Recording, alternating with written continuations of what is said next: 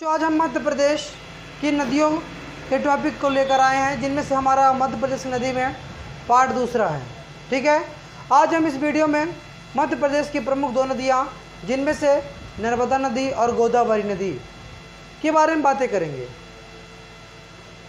हम अगर आपको बातें करने कि मध्य प्रदेश जितनी नदियाँ हैं पूरी की पूरी प्रायद्वीपीय नदियाँ हैं।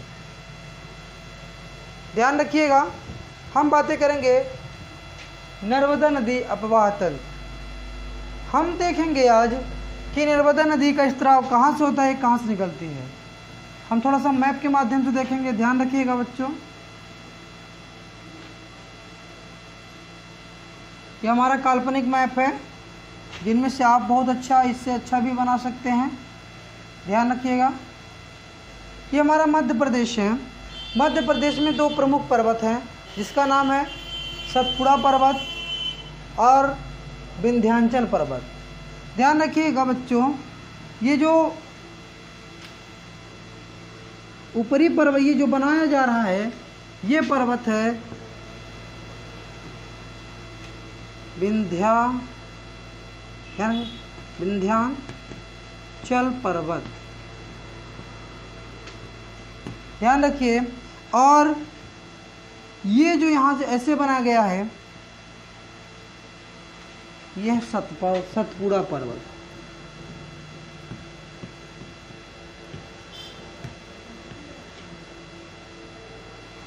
ध्यान रखिएगा, हम अगर बातें करें जो हमारी नर्मदा नदी है, ये सतपुड़ा पर्वत के यहाँ अमरकंटक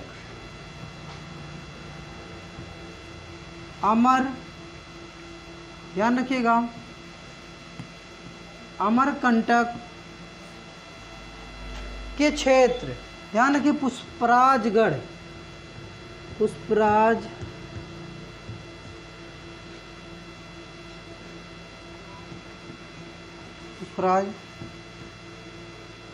गढ़ से निकलती है। ये जो नदियां हैं नर्मदा की भ्रंश घाटियों के माध्यम से बहती हुई गुजरात,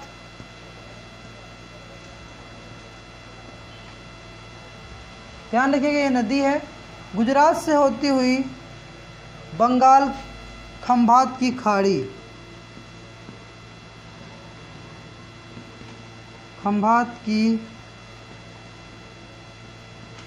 खाड़ी में प्रवाहित हो जाती है।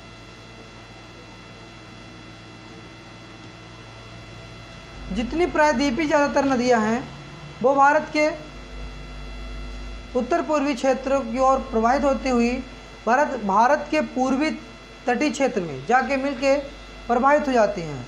ध्यान रखिए, लेकिन ये नदी जो है नर्मदा नदी मध्य प्रदेश के अमरकंटक पुष्पराजगढ़ से निकलकर ये दोनों भ्रंश घाटियों के बीच में, ध्यान रखिएगा, नर्मदा भ्रंश घाटी से कहा जाता है। जैसे ये दोनों भाग क्या है, उथला हुआ भाग, दोनों भाग उथला हुआ है, बीच में हम अगर बातें करें नाली नुमा संरचना है। इसका जो ढाल है ये पूर्व से पश्चिम की ओर है, तभी तो इसका पानी पश्चिम की ओर आता है। ध्यान रखिएगा, ये पूर्व है, ये पश्चिम है, तभी तो इसका पानी पश्चिम की ओर आता है और बहते हुए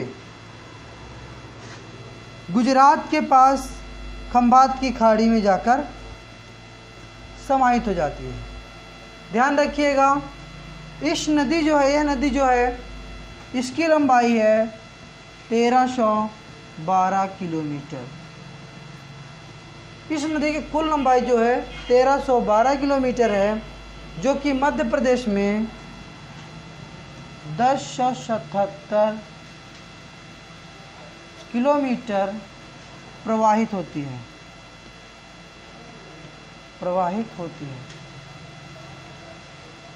नर्मदा नदी को मध्य प्रदेश की जीवनदायिनी नदी के नाम से भी जाना जाता है। ध्यान रखिएगा बच्चों, यह जो है कि मध्य प्रदेश के 14 जिलों से होकर गुजरती है। ध्यान रखिएगा, ये सतपुड़ा पर्वत से निकलती हुई गुजरात के क्षेत्र से होते हुए समाहित हो जाती है। ठीक है, अब इसके कुछ फैक्ट के बारे में हम बातें करेंगे कि इसके फैक्ट आप इसका स्क्रीनशॉट ले सकते हैं, देख सकते हैं। ये गुजरात है, यहाँ बगल में महाराष्ट्र है, महाराष्ट्र इन दोनों क्षेत्र में प्रवाहित होती है।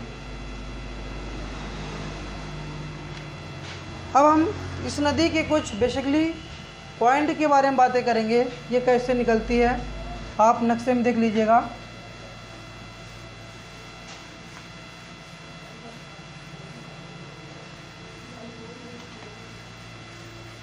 आपसे क्वेश्चन पूछा जाएगा कि बताइए मध्य प्रदेश की सबसे बड़ी नदी कौन सी है, तो आप बताओगे नर्मदा नदी है, और ये कितने किलोमीटर क्षेत्र में बहती है, तो एमपी में 1077 किलोमीटर। ध्यान रखिएगा, एमपी की सबसे बड़ी नदी नर्मदा नदी।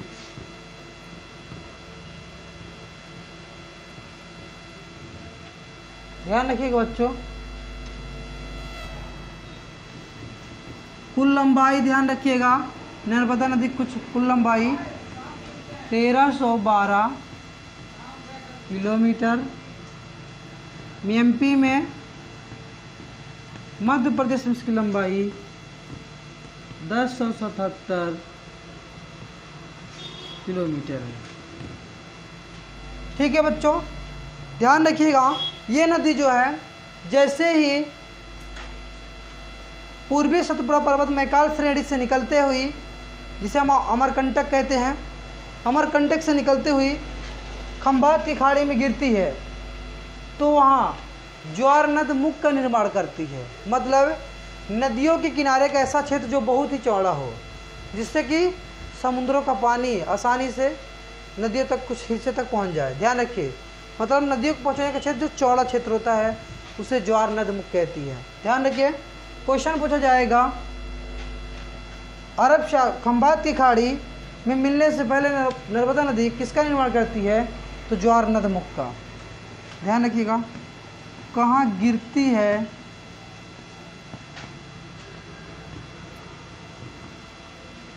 खंभात की खाड़ी।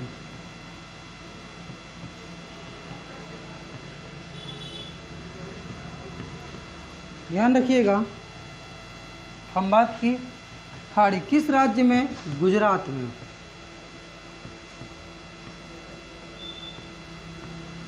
ध्यान रखिएगा बच्चों, इसी तरह हम अगर बातें करें तो ये निकलती कहाँ से है।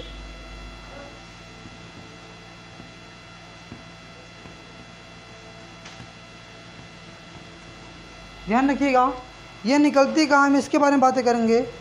ये मैकाल पर्वत के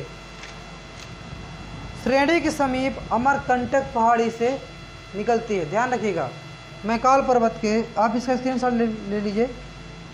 मैकाल पर्वत,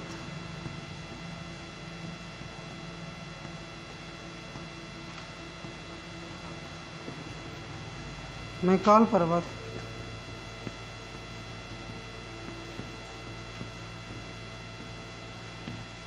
अमरकंटक के समीप से निकलती है।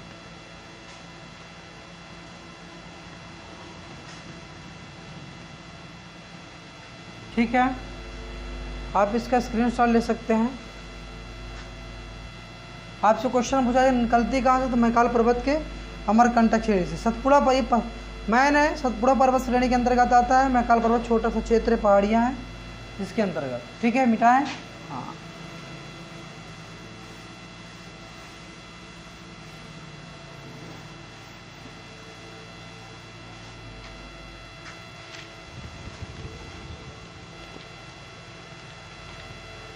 ध्यान रखिएगा, ये नदी जो है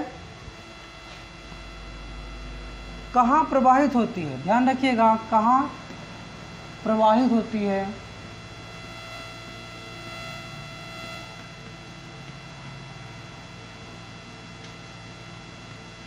ये नदी जो है प्रवाहित होती है सतपुड़ा पर्वत। नॉर्मल हम बातें करें यहाँ पास, अगर आपको समझाने के लिए ध्यान रखिएगा बच्चों, हम थोड़ा सा यहाँ नक्शा बनाने की कोशिश कर रहे हैं।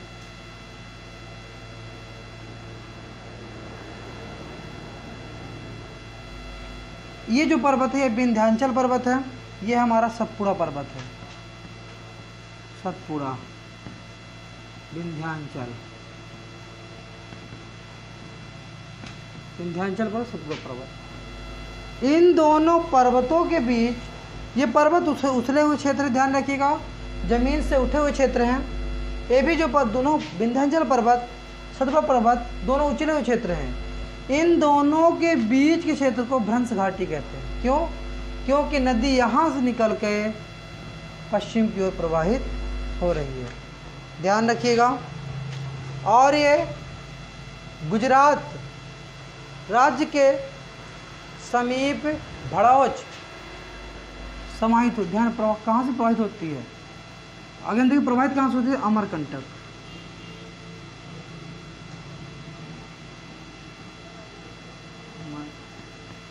कंटक,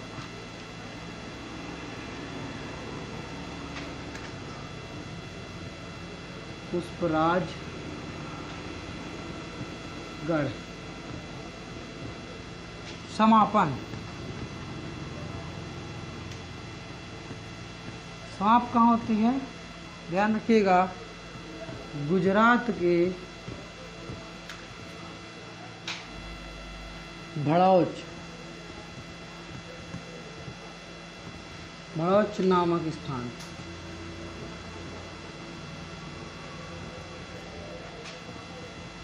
ठीक है, ध्यान रखिएगा। इस नदी को हमारे प्राचीन भारत में कई नामों से जाना जाता है, जिसे रेवा भी कहते हैं, क्योंकि कई सारे एग्जाम में पूछा गया है प्राचीन नाम। प्राचीन नाम रेवा, ध्यान रखिएगा। इसे सखीरी भी कहा जाता है, सोमप्रभा,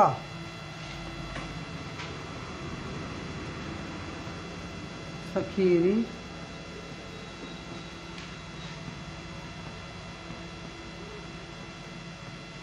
सोमप्रभा कहा जाता है।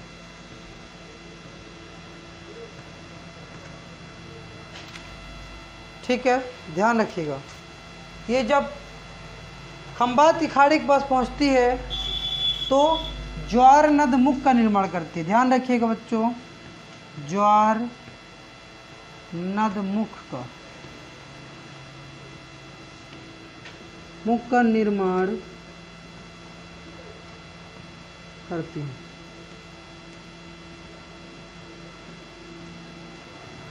ठीक है, आप इसका स्क्रीनशॉट ले सकते हैं। ज्वार नद मुख का निर्माण करती है कौन? नर्मदा नदी। अगर हम बातें करें, ये भारत की अरब प्रायद्वीप, ध्यान रखिए, हमारे नदियों को प्रायद्वीपी नदियाँ, ब्रह्मपुत्र नदियाँ, गंगा, अब्बातंत और सिंधु, ये प्रायद्वीप भारत की सबसे बड़ी नदी है।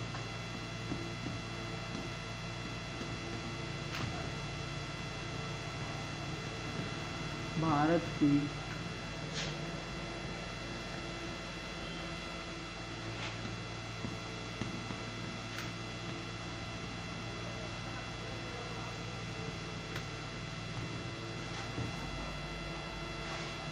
ध्यान रखिएगा। ठीक है, यह मध्य प्रदेश की हृदय रेखा नदी या जीवन दायिनी नदी या जीवन रेखा नदी के नाम से जानी जाती है। एमपी की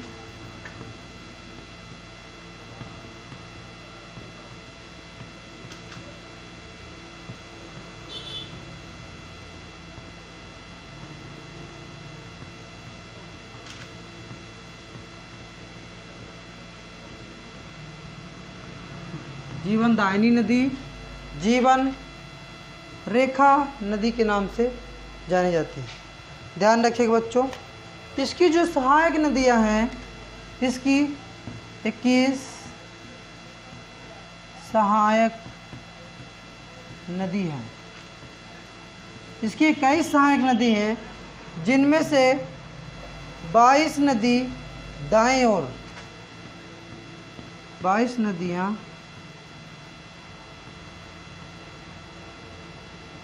दाईं ओर, और ध्यान रखिएगा, सॉरी यहाँ दाएं नहीं होगा, बाईं होगा, बाईं ओर, और 19 जो नदी है दाईं,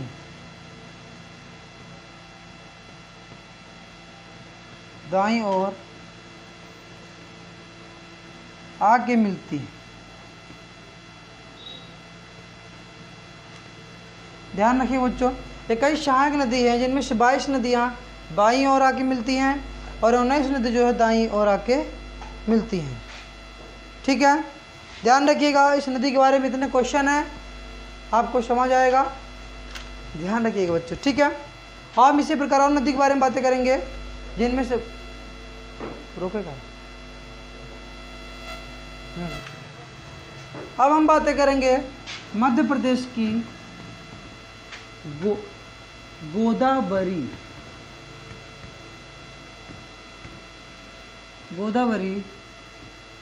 नदी। अगर हम देखें, ध्यान रखिएगा, ये जो नदी है ये महाराष्ट्र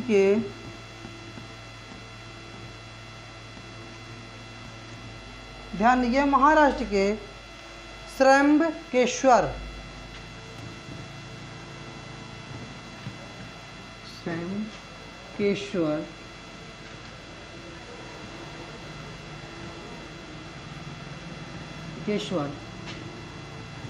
नामक स्थान से निकलती है।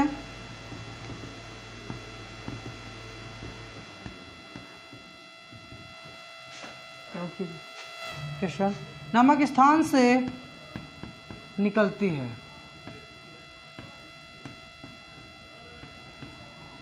ध्यान रखिएगा, अगर हम बातें करें, ये नदी जो है बंगाल की खाड़ी में समाप्त हो जाती है।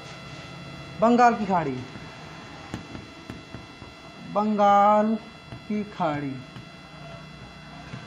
ये ऐसी नदियां हैं जो सागरों में मिलने से पूर्व डेल्टा का भी निर्माण करती हैं। इसे दक्षिण भारत की वृद्ध गंगा, दक्षिण भारत की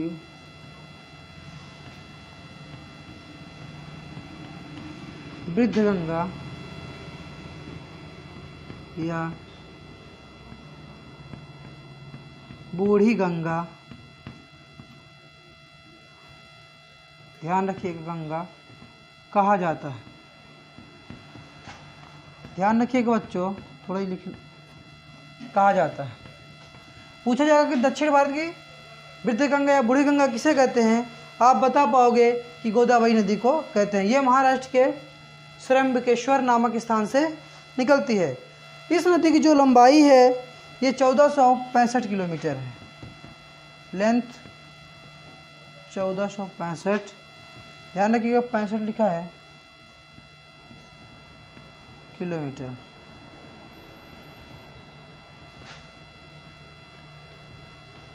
किलोमीटर, ध्यान रखिएगा। इसे आप इसका स्क्रीनशॉट ले सकते हैं। इसे दक्षिण भारत की सबसे बड़ी लंबी नदी भी कहा जाता है।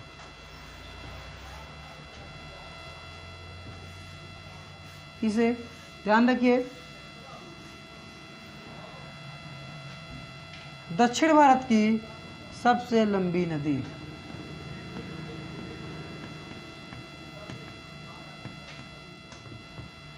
सबसे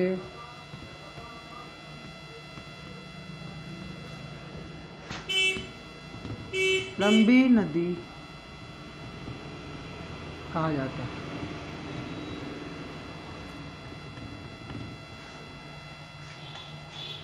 ठीक है बच्चों, आज का हमारा वीडियो यहीं तक होगा, क्योंकि आप एक बात कमेंट कर सकते हैं, यदि आपको बोर्ड ना दिखता हो चेहरे पे मत जाइए, क्योंकि हम भारत के लोग हैं, काले पीले नीले दिखाई देंगे, इसमें आपको कोई फ़र्क नहीं होना चाहिए। लेकिन आपका मतलब यहाँ है, आपको बोर्ड दिखाई देना चाहिए बच्चे, हम दिखे कि ना दिखे लेकिन बोर्ड आपके सामने होना चाहिए। ठीक है, और हम इसी प्रकार नदी के बारे में टॉपिक लाएंगे, जिनमें से बहुत सारी नदियाँ हैं मध्य प्रदेश की प्रमुख नदियों में से। उम्मीद है आपको समझ में आएगा। यदि ना समझ में आए तो आप हमारे कमेंट कर सकते हैं, हमारे डिस्क्रिप्शन बॉक्स में हमारा नंबर दिया रहता है, आप उसमें कमेंट कर सकते हैं। ठीक है, चलिए बहुत बढ़िया, ऑल द बेस्ट।